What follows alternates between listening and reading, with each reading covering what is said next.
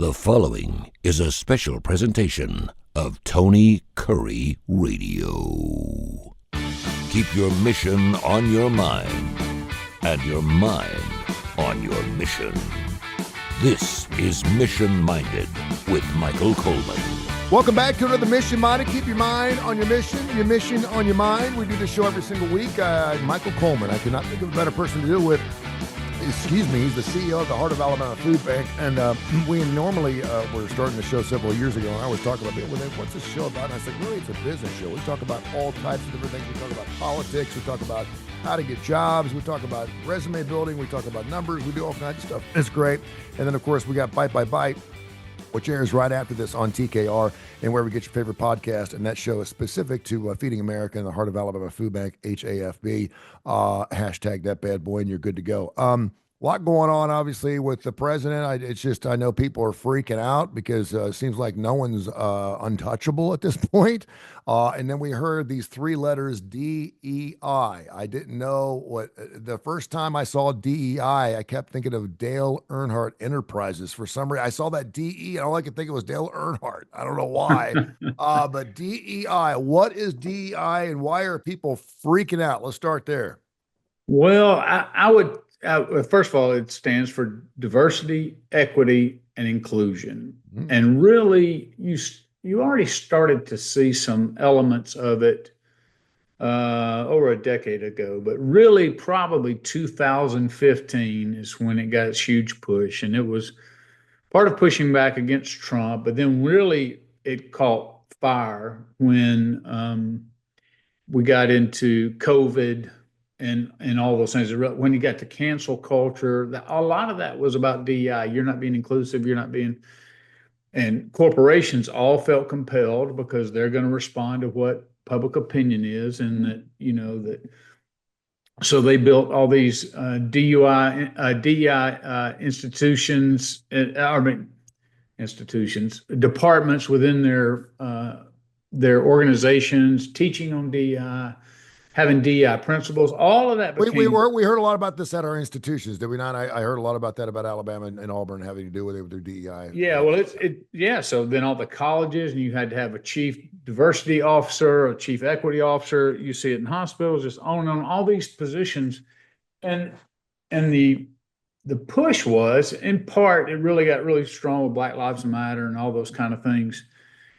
And there's some real pros to DEI, and there's some real cons. And that's kind of what I want to talk about. Is it all depends on how you're looking at this as to how you interpret the rhetoric coming from the new administration.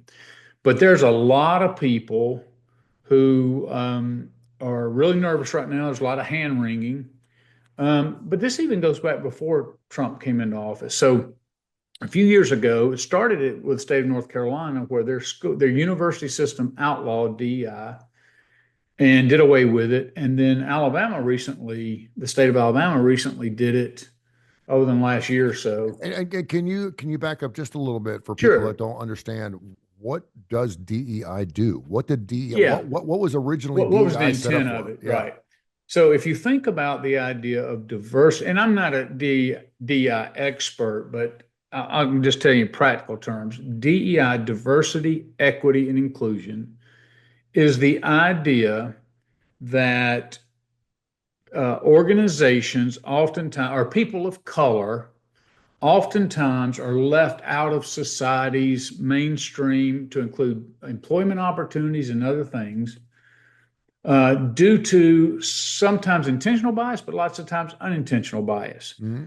That we tend to hire people who look like us, think like us. So if you're a white person and you're in charge of hiring, it may make sense to you to hire somebody that maybe shares your perspective, whatever that is. So everything became about, you want to make sure that you enforce these principles into your hiring practices. In other words, but then the Supreme Court started coming back, and I know they hadn't talked a lot about DEI, but the old thing that we used to talk about with universities was and I don't know why I'm drawing a blank on it right now, but people looked at it as quotas. Mm-hmm. Like you need to look at it if you don't have a certain amount of people who are African American or Asian or whatever, you need that diversity. We had that because we were regulated by the FCC, which is a government-run organization. We had that in radio. We had to have a certain amount of minorities, and of course, the ongoing joke was black people don't like classic rock. Well, I'm here to tell you you're wrong. But we had to have a certain number of black individuals that would actually work on the radio station. We certainly welcome that. We love that. And it certainly diversified because it would gain us, the urban audience onto a radio station, even a classic rock station. But it doesn't work in reverse. In other words, if you're going to an urban station that plays hip hop or whatever, and traditionally that would be a black or African American oriented type of radio station, doesn't mean you have to hire white people to be on it. So I think that's right. That's kind of where the rub is. Yeah. And so the whole point is, or the on the pro side of EDI is what you find is that you become a stronger organization because people you may not have ever considered before you find out have great talents, abilities, and all that. And I don't think anybody argues with that. But what begins to happen inevitably is with DEI, you end up having to put everybody in a category. So the idea is, wait a minute, we want to be diverse, but have inclusion where we're all together. Well, you then begin to see some, and this is just a little bit of the history, you begin to see some of these safe spaces to where white people were not allowed in safe spaces. This was for people of color to lounge. And so it was almost the reverse of the 60s in some places to where white people, you're not allowed in this room. White people, you're not allowed to even come to this conference. You're not allowed to, this is for people of color and all that. And so DEI ended up segregating and dividing and did not, it purported to give a greater more strength to any organization through the diversity. And so I understand its intent. Its effect, though, wasn't always that. So you have major corporations now that have turned and run away from it. The Walmarts and all that, they are drastically reduced because what they're finding out is, and this gets to the point of the story today because of what Trump said. So what Trump said was, they asked him, did he feel like that this accident that happened with the aircraft a few days ago in Washington, D.C., was it a result of DEI? And he goes, it's very possible. He didn't say it was. He said it's very possible. And then everybody starts saying, how in the world can you relate this to DEI? Well, let me give you a good example. Again, I'm not saying, we don't know the facts. I'm not saying that all this was related to DEI, but let me tell you, this explains what some of the concerns are. The FAA on that particular day, the latest information is they were short 11 people on shift, yet they still said, okay, well, we can obviously do this safely. Yeah. There was a near miss that happened last week. So they were short. Well, here was the problem. They had turned down in the last 2 years of interviews, they had turned down over 1,000 candidates because they were not diverse enough. Okay. In other words, they were white. Okay. So they're like, due to DEI, and DEI was their number one principle, was, hey, we're gonna have diversity above all else. Then what happens though is now you have qualified people who are not getting a job because you're like, we want to save this for people of color. The problem is there wasn't enough people of color that were trying to apply for the job. That were trying to apply. So the guy who's over the FAA starts pleading with historically black colleges, HBCUs, to do more on air traffic, and starts trying to build that up and maybe provide opportunity. And again, hey, I love the idea of going into black colleges and saying, hey, maybe you've never thought about air traffic controlling and develop great programs and training programs like that. But what Trump's point is, and he has said it multiple times now, you disqualified somebody. You're supposed to be about equity and inclusion, but you disqualified them not because they weren't qualified for the job, but because they didn't have the right skin color. Yeah. That's the reverse of what you say DEI is all about, which is to bring people together. It's about inclusion. So as a result, you're short. You made a decision that you would rather not hire anybody than hire white people to fill these positions because you were leading with DEI. And what he's saying is, and on this point, I 100% agree. When it comes to things like air traffic controllers, you have to have the best and the brightest. If it's 100% African American, fine. If it's 50-50, fine. But race can't be, DEI cannot be your leading determinant when it comes to issues that affect people's lives in a life or death situation. Yeah. Now, if you're talking about a Department of Homeland Security, and you feel like, hey, we've been hiring too many white agents, and we need to look at, our diversity models and all that, because there, like I said, there's unintended biases. So what it's supposed to do is you have education systems to help us help primarily white people, but all of us learn what these unintended biases are. That's where white privilege came out. See, you have white privilege. So you go through life, and the argument for white privilege is you go through life and everything's been built by other white people, so it all makes sense to you. Yep. If you're a person of color from a different background, well, there's an extra step for us, is that we're having to learn what that culture is about and how to navigate in that culture. And I'm not saying there's not any validity to that. Yep. But what Trump is saying is, because across the government and all these organizations, DEI is the number one priority. And as a result, it could be that aircraft crashed as a result of DEI policies, not because they had somebody of color in charge. That's not the argument. What he's saying is your DEI emphasis meant you were operating unmanned, not because there was not enough qualified candidates, but they weren't your people of color qualified candidates. Is there anything that the African community could have done, African American community could have done to make DEI more relevant, more prevalent, better working? And I hear what you're saying, and I think for the most part, and it's funny because I had a discussion this morning with a guy who owns a business who has blacks and whites working side by side, he was talking about, he hires on merit. He's like, listen, I hire on merit. I have relationships with the people that come in here. And if my people come in here and they're with a black representative and a white representative, and the white representative is doing a much better job than the black representative, they don't come back and give me my business, then I have to do something. I have to either fire that individual and he's like, I don't want to see color either. I think where a lot of white people probably have a problem here is, where they do feel like they've been in a situation where they were up for a job, and because of DEI or some variants thereof, they didn't, not because of qualification. They didn't get a job because of their skin color, and that's not what DEI was created for.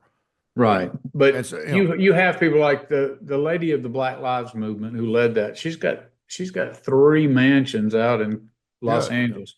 She's become incredibly wealthy off a movement that was supposed to be about inequity and justice. Now, let me go back and say this. I know for a fact, coming from a small town in Alabama and growing up, so I was born in '66, I know that there were a lot of people back in the day who ran government organizations. Like, let's just say Alabama Department of Transportation. Mm-hmm. Okay, that's been housed our capital in Montgomery. It's an hour away from my hometown. So you knew a lot of people, and it was kind of a good old boys network. Mm-hmm. I know of people who were like the department head over several counties, and when they retired, they would have a lot of say as to who got the next job. And it could be Bubba, or it could be their brother, it could be, sure. I mean, it was a lot of nepotism, just all that kind of stuff. So so think about that for a couple of generations, and you kind of built in like who all the players are. Well, let's say you're an African-owned business. and you're like, hey, I want to bid on this work, but there's no entry point for you. Yes. And so you're banging into that, but you don't. So when I look at that, and if you said, see, that's not equity, because everybody doesn't have an opportunity to bid on a contract job or whatever. So then the government comes along and says, okay, you've got to at least have, and I don't know what the full stipulations are, but you've at least got to, when you put out bids for government contracts, I think you have to have a bid for accept a bid, or not accept a bid, but receive a bid from a minority owned business. And that could be a woman, it could be a person of color, it could be disabled, whatever. Now, and so just like with the civil rights movement, sometimes the hammer of the federal government is necessary to break through that wall, because left to ourselves, sometimes as humans, we're not going to give access. So when I see that, that makes total sense to me. So if you look at that through DEI, you're like, yeah, I want everybody out there who owns a construction business to get the same sheet of job opportunities, to make their honest bid on it. And then they get judged by the quality of that work and nothing else. That's ideally, that's how most people feel about it. And from a black-owned business too, depending on who you're dealing with, they may feel like if they're going in and making a bid, they may have to go so far under what the white bid is. That's just right. to get the business. To make it almost impossible. We really don't want to hire a black business, but gosh, their price is half of what it is. The next thing you know, you're hurting their business by doing so. So I totally get that. So that's the background, and I get that. Now, we've made a lot of progress, and I'm not saying that there's not continued inequity and that's just one example, or other examples like that. But like when I say all the time, if you just look at the city of Montgomery, the heart of the civil rights movement. So if you were arrested back in the 60s, everybody on the police force was white, all the politicians were white, all the justices were, all the judges were white. You didn't have anybody of color who could understand what you were going through. Well, in the city of Montgomery now, and in Montgomery County, you've had a black sheriff for a long time. Everybody loves him. He does a fantastic job. You have, Montgomery's got his first black mayor. You've got black city council. You got black county, 2 of the 5 black county commissioners. But and then if you go, a lot of the judges, both at the circuit court, district court, federal court, on and on and on in this city, there's strong African-American influence. The probate judge is African-American. So my point is, it's not the same as in the 60s. However, there are still some inequities. And I'm all for learning about what those are, and thus, so you have a DEI. The problem is that the pendulum then swings. You start canceling everybody that you don't like. So all the comedians and stuff, and they would go back 10 years. People were getting fired for our tweet from 5 or 6 years ago. Oh, I know. Yeah. Because that's what that was about. You're not allowed to say this anymore. And so then you've got DEI started squelching free speech. You couldn't say this on a campus. College campuses were liberal bastions back in the 50s and 60s to be able to have free thought and not be restricted by societies. And then it turned this total thing to where now you can't go on campus and say anything and so all of this is interwoven in the DEI. I'm not saying that was the intention of those pushing it, but that's where it ended up. And it was such an extreme that a lot of people say, wait a minute, you're restricting speech. And the truth of the matter is, we're not seeing necessarily a better product. You say the more diverse we are, the better their performance is. Well, you look in some instances and you find out, wait a minute, we've invested millions and millions and millions of dollars into DEI, but our workforce results are the same. I mean, we're not seeing an improvement in what our bottom line is. Yeah. So why are we investing all this? Because basically what the DEI folks promised was you're going to get a better organization. But the way it's taught and the way it's promulgated by so many organizations and by just some of the ones that are beholden to DEI, it ends up creating mistrust in organizations because sometimes when you try to apply corrective standards, I mean, look, I face this in the nonprofit space as well and in the military. Lots of times if somebody does not want to take accountability for their actions and you're trying to treat them, you try to promote the good people and you try to correct and coach the bad people. And I've had lots of people when I'm correcting them, if they're a different race, blame that reason. And it's just simply because they don't want to accept responsibility, at least in my cases.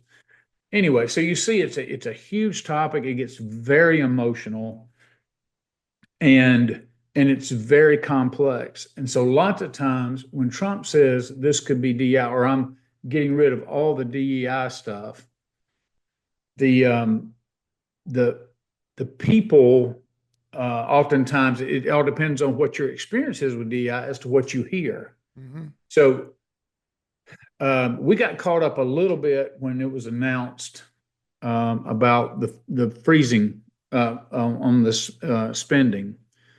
And we kind of got caught up a little bit in that. But Trump's real purpose is that, look, you are taking funds for the military. You are taking funds from this. Like the military is another good example. They've put so much emphasis on transgender and acceptance of all people without saying, wait a minute, is our force stronger as a result of having transgender people? Are we a better fighting force? Are we better equipped to defend the nation? Now, some people might say yes, some people might disagree. But the point is DEI got put to number one on everybody, every company, every government department, everybody, every nonprofit, everything was about DEI. And instead of a meritocracy, where I think most of us land, which is we want opportunity for everybody, but the bottom line is the person who's going to do the best job gets the position or gets promoted or gets the the pats on the back and the bonuses and all that. It's the person who's working the hardest, who's doing the best job, who's the most qualified. That's who we want to get moved up. I mean, it sounds like to me that the DEI, in most cases, when you have laws, the intention was good, the idea was good, and then of course we got humans involved. And next thing you know, we had humans that were fighting it. We had humans that wanted to regulate it. We had people that were outliers, were taking it too far to the other side, and using loopholes in order to fill their needs beyond what the actual intention of this law was. And so now all of a sudden you've got someone, and sometimes you got to blow stuff up and rebuild it. What's the next step? What do you think? As a business owner, as a businessman, what's the next thing? Listen, I mean, I'm not white privilege. You can call whatever you want. Yeah. I still see it. I still see Black people not being treated the same in this. I love it here because I'm from Cincinnati and it is racist up there. The further north you go, the more racist it gets. People talk about Boston all the time. I see Blacks holding hands with whites here all the time. We get along. I think it's because we had to face our fears through bombings and everything else, and we've had to face those fears. And I think because of that, it's one of the nicest places to live with Blacks and whites. But so you have a good question, which is, are you going to totally be able to eliminate biases and preferential treatment? I think we've come a long way. It takes generations. It takes generations. I mean, it even involves a deeper discussion about race. So there's lots of times, like I've spent my last 2 decades in this, not about race, but more talking about the class problems. So what you'll find everywhere I've ever been, if you have middle class Black and middle class white and middle class Hispanic, you got no problems. It seems like the class systems operate, but if you get into the poverty class, whether you're talking about white, Hispanic, or Black, then lots of times it's like I despise that culture that comes out of that. Mm-hmm. And so, but lots of times people of color, more so than whites probably, get tagged with that. So if you're in a poverty where it's maybe gang ridden or crime ridden, and it's high African American, and it's all this kind of stuff, threatening or whatever, then other people get unfairly tagged with that. I mean, we each have problems in our own communities. You know, we sometimes get tagged with a problem with white supremacists. So, you know, and or being oppressors or colonialists, and all these kind of problems. And then each ethnicity battles their own thing. The problem is humanity's broken and it's messy, and we as a whole don't like to take responsibility for our failures. And the pendulum swings. So what happened was, you know, the pendulum swung. So Brian Stevenson, who runs Equal Justice Initiative, it was said that he had said this, look, he does not get too high or low based on what's happening. Like, because sometimes the pendulum swings and you make a lot of progress on civil rights and things like that. And then, but it inevitably gets to the point you start getting some pushback. And you don't really have to go that far back. I mean, you can go back to the civil rights movement. Lots of times you'll see this is the first Black Republican to serve in the Congress since I'm drawing a blank on the R name that right after the Civil War. Yeah. Because what happened was when there was freedom, slaves were free, Black people began to have businesses and they had political influence and all that. And then inevitably there was a pushback from white culture. You start seeing the Klan take prominence and try to push all that back. Yeah, that's all that kind of stuff. So the pendulum's going to swing, but then you had the civil rights movement where it swung back. And then you had kind of a pushback a little bit, like this is too far. And then Black Lives Matter. Well, the pendulum's back over here now. And so how you navigate that really depends on which side of the political aisle you on and how you look at that. Like right now, people, if you're against Trump or if you're like very pro DEI, you're like, well, America's racist. See, this proves Trump's racist. This proves America's racist. Trump's over here going, no, we've gone too far. That we're leaving holes in the FAA is not hiring enough air traffic controllers because they're white. You know, even though they're qualified, because they're saving this for candidates that don't even exist. And as a result, now we almost had 2 major aircrafts just at that one airport. There's no telling how many other near misses that are reported. So it gets messy, it gets tough, it gets challenging, because the worst thing in the world for a white person to get labeled is racist. And so we try to show proper deference to this issue, and like, hey, I will never say I see it as clearly as an African American or Hispanic person or Asian or whatever. I don't pretend to. I do try to listen to all sides, and I do try to understand the perspectives. But just like they will never understand how difficult it is as a white person, if you do get labeled as racist, you want to talk about the scarlet letter. That stuff doesn't scrub off with Ajax. No. And it's an incredibly difficult thing. So I think just the more we can have honest conversations, I think DEI does some good things. I think, though, it had become entrenched in what we're doing, and a lot of biases, a lot of prejudice, was swinging back the other way, and to the actual harm, as we see. Again, I'm not attributing to it, but I certainly can make a strong case that DEI did in fact play a factor in what happened. What are your thoughts? Info at TonyCurryRadio.net. Info at TonyCurryRadio.net. Make sure you hashtag it and put Mission Minded on there, and we'll find it. And of course, another great show, Bite by Bite, which is another show with Michael Coleman, coming up here next on our podcast network. And wherever you get your favorite podcasts, we're available on every major industry. Michael, thank you so much. Till next week, my friend. Thank you. Appreciate you.